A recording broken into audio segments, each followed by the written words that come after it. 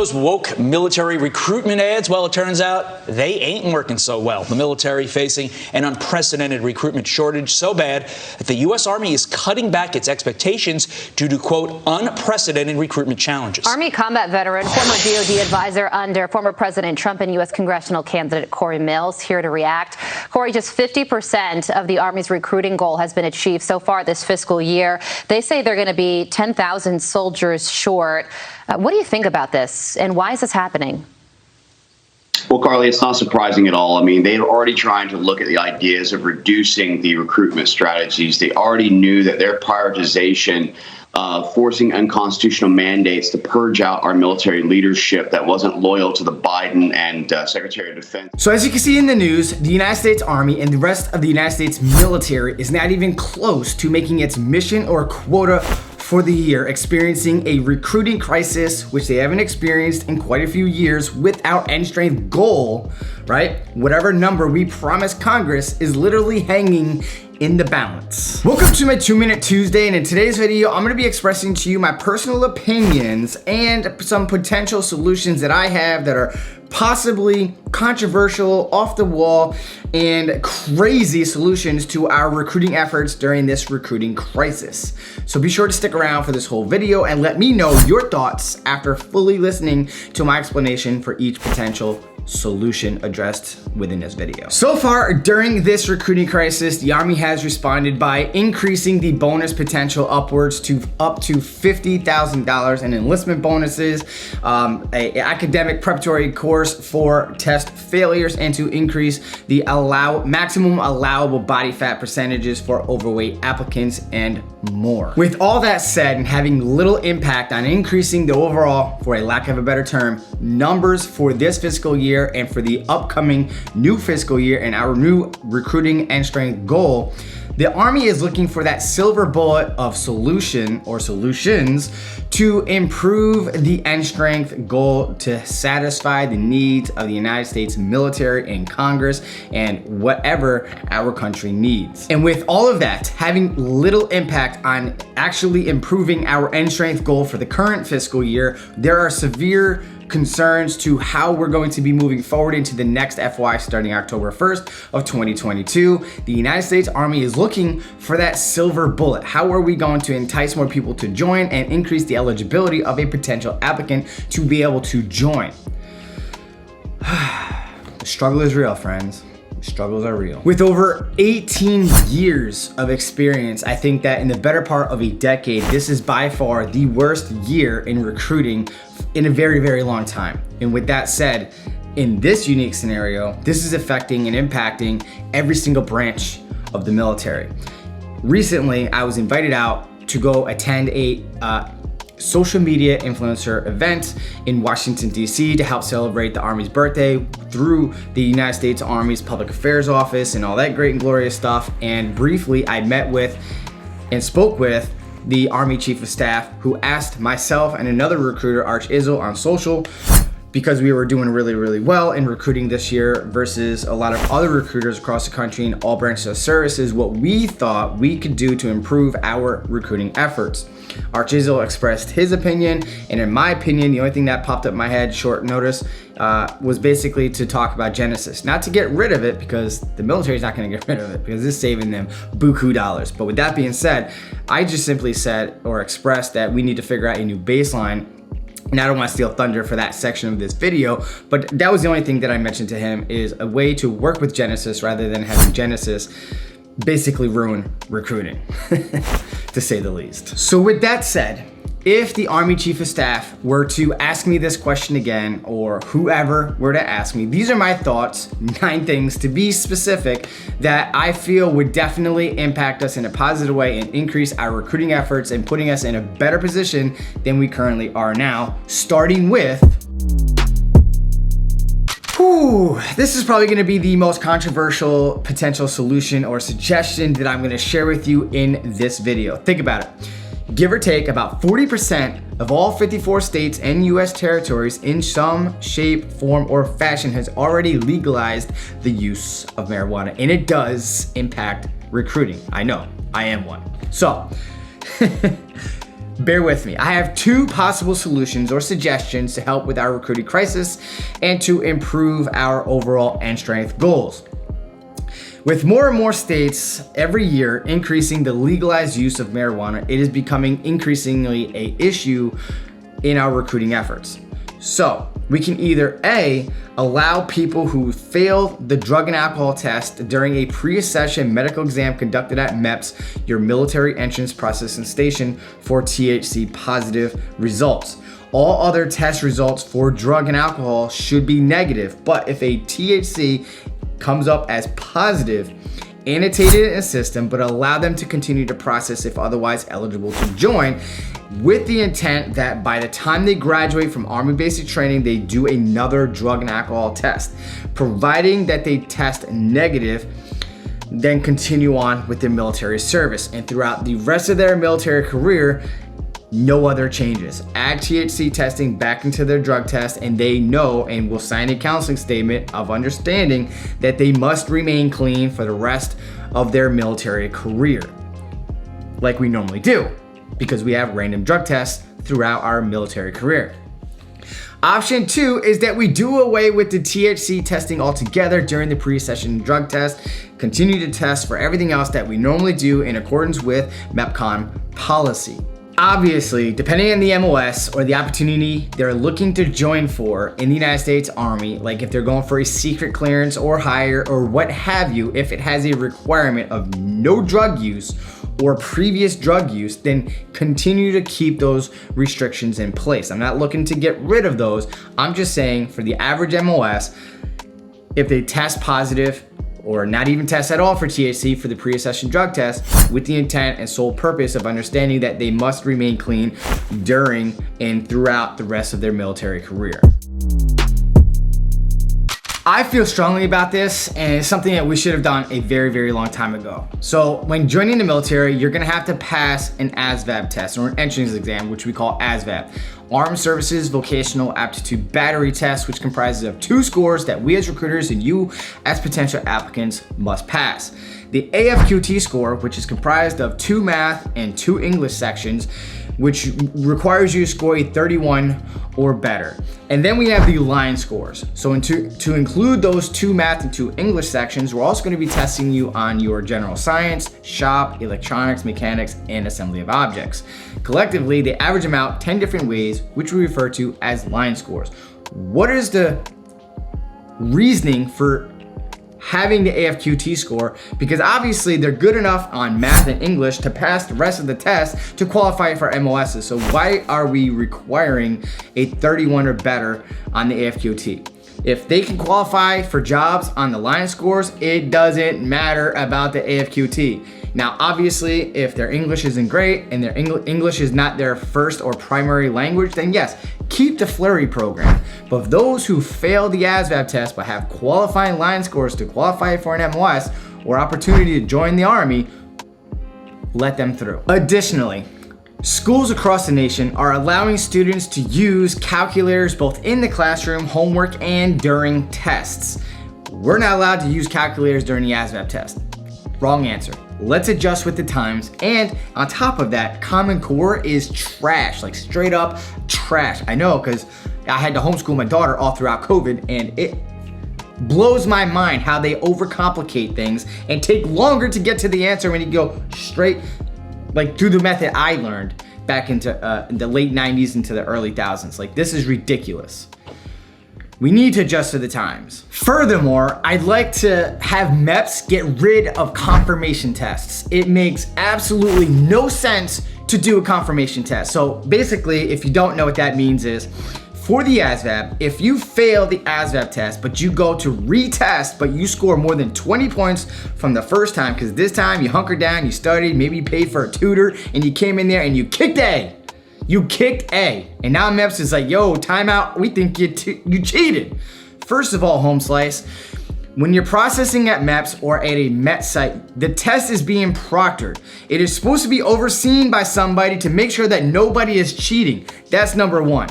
Number 2, when you're processing at MEPS, they scan a fingerprint or 2 and they take a photo of you. So do you not trust your employee to A, knock out the fingerprint in the photo, and 2, verify that when you go back to take the retest that they can't look at the photo that they took from the original test and verify your fingerprint is not authentic and true? Like, come on now. We're using technology to stop ringers to go in there and take the test for somebody else. That is the purpose of the fingerprint in the photo. I'm sorry for ranting on this, but sometimes MEPS gets on my nerves, okay? I'm just throwing it out there. It's my personal opinion. Rant over. It is like next level dumb stuff. Let's get rid of the confirmation test. Seriously. I strongly suggest that throughout our ranks in all branches of services, we have recruiters or certain individuals that have a strong following and some sort of level of influence through their social media content. So I suggest that you come up with a social media influencer regulation or policy. Now, DoD came out with a new social media policy that does address our left and right limits, but are very, very extreme. So with that said, you should be leveraging talent management, right? So take those with that strong following and influence that is already out there creating content, take them off of mission and have them create content for your branch of service. That will definitely assist with your recruiting efforts, right? So in my opinion, right, at the national level or state level for the National Guard and so on and so forth, when it comes to marketing, you guys do things like clean cut, tight tie, corporate level type stuff, which is good to get the initial interest and motivation maybe, but it's actual soldiers in the trenches being a normal soldier every day. That's where people want to get their information from. They don't go to the president of an organization and see how well it is to work there, right? They want to know from real soldiers what it's like to serve and get questions answered and get their concerns addressed through possible content through a content creator. So that is my opinion on the particular matter. You do what you will, but it is what it is. The United States Army recently updated and changed its tattoo policy. So throughout time, based on the needs of the Army and what they perceive to be a professional image, the Army updates its tattoo policy. So recently I did a video on the updates to the tattoo policy, which I'll include down in the description area for you to go peep at. But I think that it was a very good, much needed change to the tattoo policy. So bravo to the United States Army for executing that. I do think that was a good move, but I think that it could be better. Like 1 inch on the hand, I don't think that that really helps that much, but that's just my personal opinion. I like to see it go to at least 2 inches like you have on the neck, but that's just my opinion. The other thing I don't and never understood was a tattoo inside the mouth, typically on the inside of the lip. Like, why is that a disqualification? It's not visible at all unless somebody's walking around going, hey, look at my tattoo, everybody.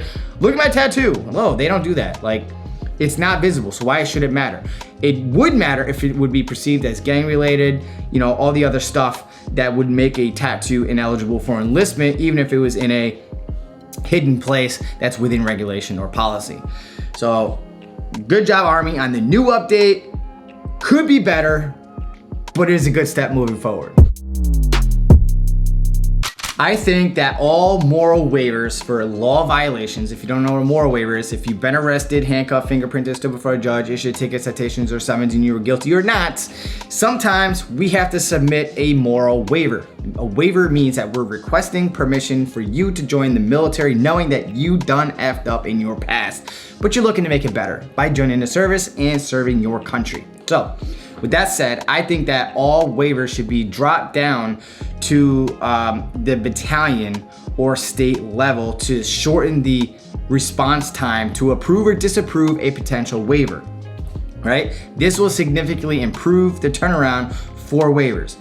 In recruiting, first to contact, first to contract. And with that said, when we do initiate that first contact and someone gives us that north and south that they want to join, every day that goes by, that interest level to join the United States military decreases significantly, and more so when they start asking around to their friends and family how they feel about them possibly joining. A lot of people have strong opinions that easily influence their decision to serve. So the longer that process is, it decreases the interest over time. So if we can flash to bang, shorten that timeline, would greatly improve our recruiting efforts. Obviously, keep the domestic violence at the appropriate level that it's currently at now, at the DMPM level, whatever that timeline is, because that is of a serious nature. So with that being said, those are my thoughts about moral waivers. Genesis. Whew. If you don't know what Genesis is, it is basically providing MEPS the ability to look into your electronic medical records. Whether you have anything in there or not, it goes back as far as your electronic medical record goes. So if it goes back to when you were born 35 years ago, that's as far back as it goes, and the chief medical officer or the CMO at MEPS has access to all those records. I feel that MEPS should be restricted to a 5, maybe maximum 7 years access of those records. Anything beyond that to me is crazy. You got CMOs across the country making crazy decisions and requiring stupid nonsense. But with that being said, implement a 5 to a 7 year rule. Still have all the great policies and regulations in place as far as that's concerned or whatever, but there's no need to go back 5 or 7 years or even more than that, in my personal opinion. I do feel that MEPS needs to update and revamp their medical pre-accession requirements for joining the service. Now that with Genesis in play, they're realizing that there's more and more applicants processing with ADD, ADHD, and depression in their past. Previously, before Genesis or MEPS having access to these types of records, it was based on what the applicant shared with them because there was no direct access to their medical records. So unless the applicant shared it or it was identified during the medical exam, that was the only way MEPS knew what was in your medical history. So with that in play, a lot of applicants that are now processing is being exposed, whereas previously, not so much. So I feel that MEPS needs to revamp their regulations and policies to what is acceptable, or increase or not increase, but decrease the waiver threshold, if that makes sense. Like making it a little bit more easier for someone to qualify for service for minor things.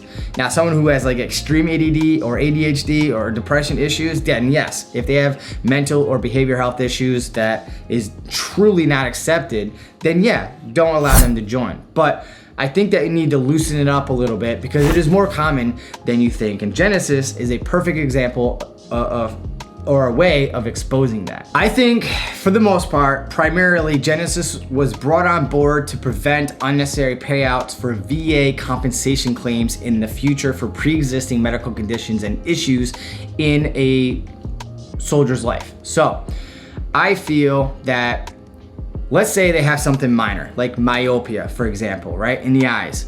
If they have good vision and they're not showing any signs or symptoms of myopia, but they have like a mild case or potential of getting myopia in the future based on whatever test results, allow them to continue to serve and have them sign a statement of understanding that in the future, you are not going to request or be eligible for VA disability compensation for the rest of your life because this is deemed a pre-existing condition prior to you enlisting your contract. All right, that I think is a viable solution because there's so many different things that is disqualifying for joining the service but are minor. And now that with Genesis in play and you have identified that during the medical exam, I think this is a good avenue or approach to this potential issue.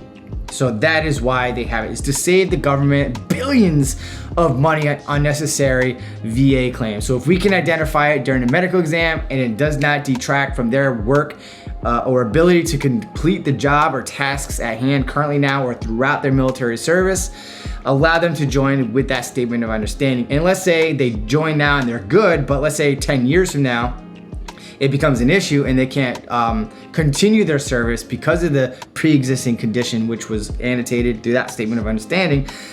They understand that they will be discharged and they will not be compensated for that for the rest of their life as previously described.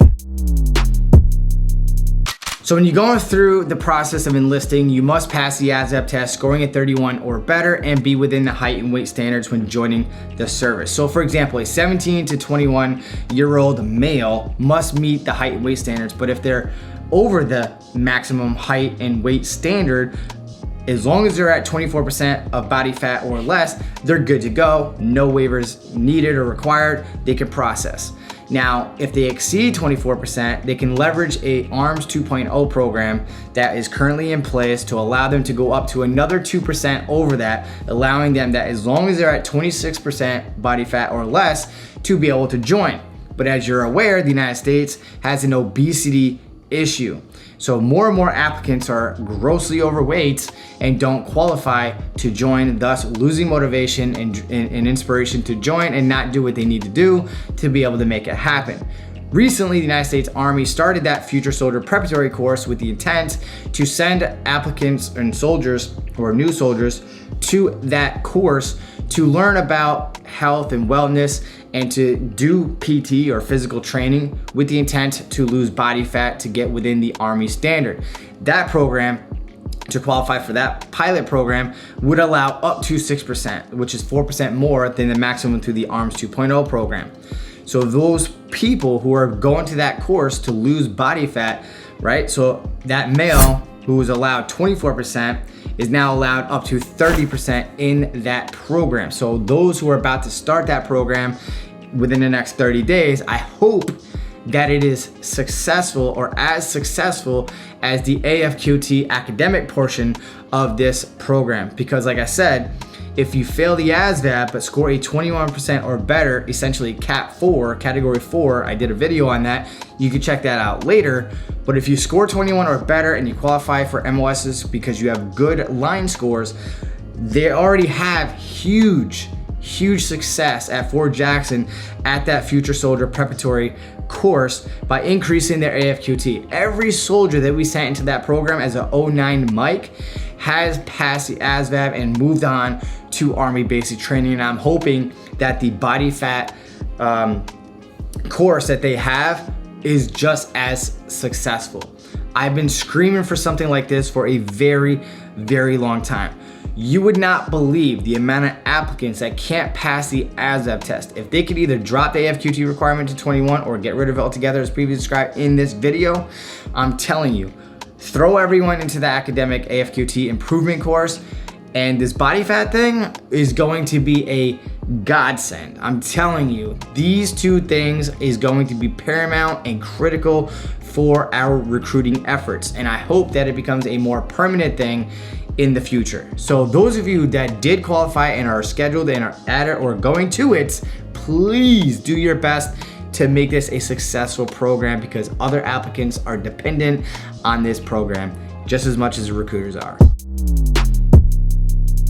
One of the main reasons for the success here in the New York Army National Guard being the #1 state 3 years in a row pretty much as far as recruiting efforts go is that we close the back door very well. We hired BCCs, battalion career counselors, that help facilitate in retaining the good soldiers that want to stay in to stay in. Because if you can close the back door and prevent people from leaving, you don't have to recruit more people or as many people into the service. So it would help you if you close that back door, and you could do that in a few simple ways. One of the ideas that's working here very well in the New York Army National Guard is the ability to reclass and or change their unit.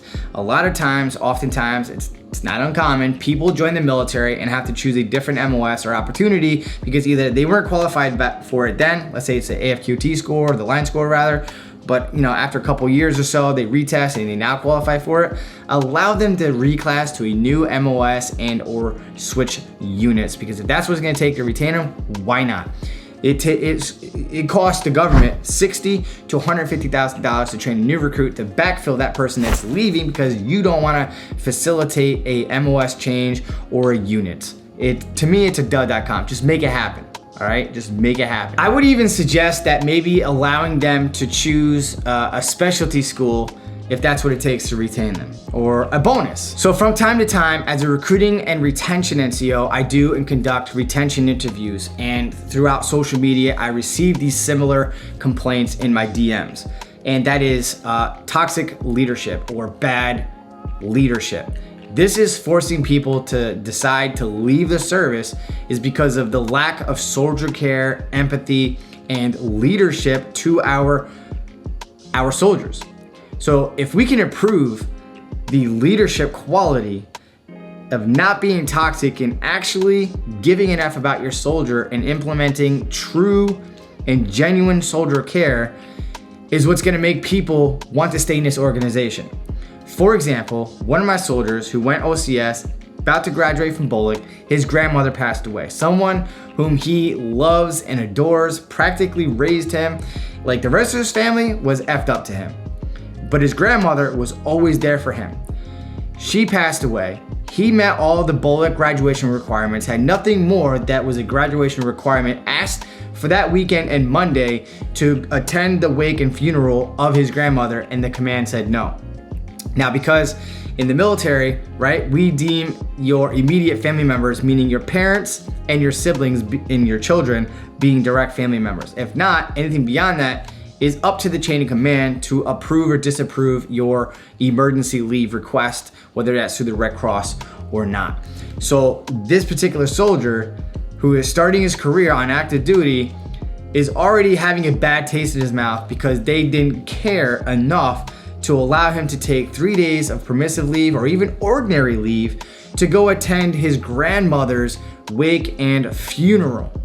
So of those 3 days, only one of them was a work day, like a legit work day. Like, to me, these are the types of things that turn soldiers off. And if we can improve this type of leadership and having empathy for our soldiers is what's gonna help retain our soldiers. If we can fix this, I'm telling you, retention is gonna go through the roof in a positive way. I'm telling you. I say that we keep all the bonuses to keeping people into the military or offer it to the prior service individuals looking to come back in. No longer should we give bonuses to non-prior service members or people that have never served before looking to come in. If you're that new person looking to come in, I'm sorry that you have to hear this, but the term that comes to my mind is it's cheaper to keep her. As previously described, $60,000 to $150,000 to train a new person to backfill a person that just left the military that we've already invested thousands, if not $1 million on throughout their military career between equipment, pay, benefits, and all that stuff, right? So with that said, offer the bonuses, increase the current bonuses. Like if you're going guard or reserve and you're re-enlisting, right? The maximum you're gonna get is like $15,000. Why not increase that to $25,000, $50,000? It's cheaper to keep you than to train a new person to come in that may or may not make it through training. So whether they pass basic training or not, that money is lost, right? Whatever the dollar amount for that training seat for that MOS is lost. So why not offer it to the people that want to be here? It's a dud.com in my opinion. Now, I get that this would hurt the short game. However, this new short game would emulate the idea that our organization wants and cares about the development of our soldiers and not just filling boots.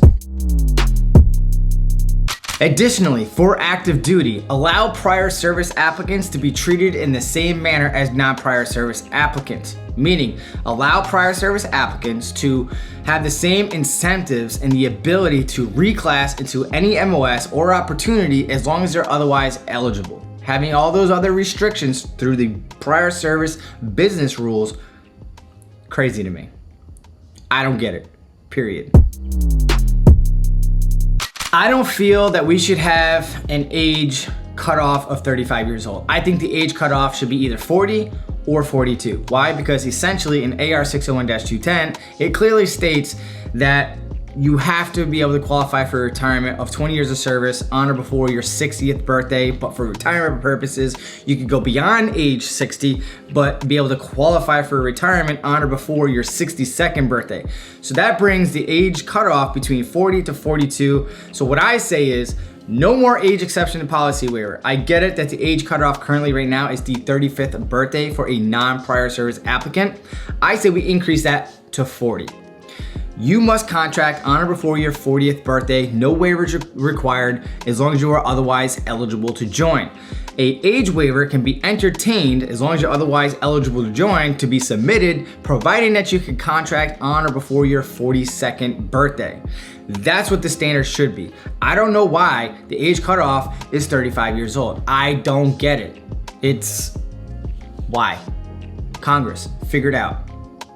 This is an easy fix. Like, you could get so many more enlistments because of this. Seriously.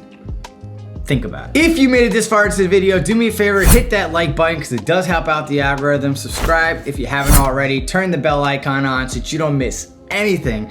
I also go live weekly every Wednesday, practically religiously at 7 p.m. Eastern Standard Time, addressing your most desired questions and concerns, and help you navigate the enlistment process throughout the Army as a whole, and to help you prepare yourselves for Army basic training. With that being said, thank you so much for watching, and I'll see you in the next one.